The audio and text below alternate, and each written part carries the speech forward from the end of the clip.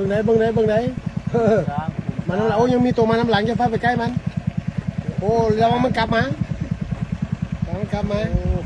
อ้เบิ่งสร้างอันนี้มันสร้างป่าเด้อฝูงสร้างป่าอยู่น้ำเทินอันนี้เป็นภาพธรรมชาติที่หาเบิ่งได้ยากพี่น้องมื้อนี้โชคดีแล้วได้มาเห็นฝูงช้าง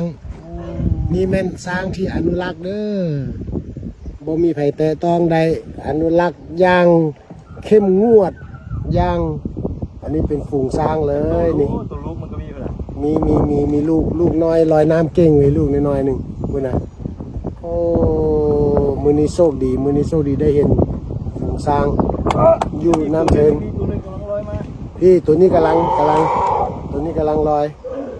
นี่เก่งหลายผู้นาโอ้เบิ่งมีภาพประทับใจไปฝากโอ้ลูกมันยู่ลูกน้อยมันเอาลูกน้อยขึ้นเบิ่งได้จันนี่ไปไกลไปจันเลยไล่เอาเลยเต็มคิดเต็ม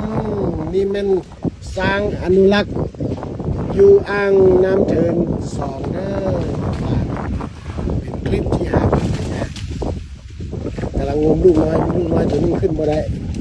กำลังดันโอ้เก่ง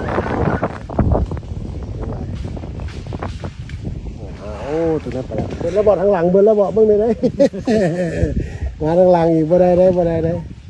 โอ้เป็นภาพที่สวยงามหลายงาตัวนี้มีงา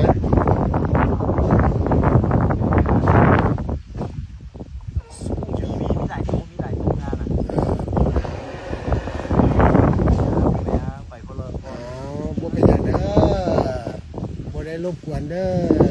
มาขอเก็บภาพประทับใจบาทนึงเป็นภาพที่ประทับใจหลายเป็นภาพโอ้งาขาวจนพูนอยู่นี่ยังเหลียวมาทักทายอีกโอ้สุดยอด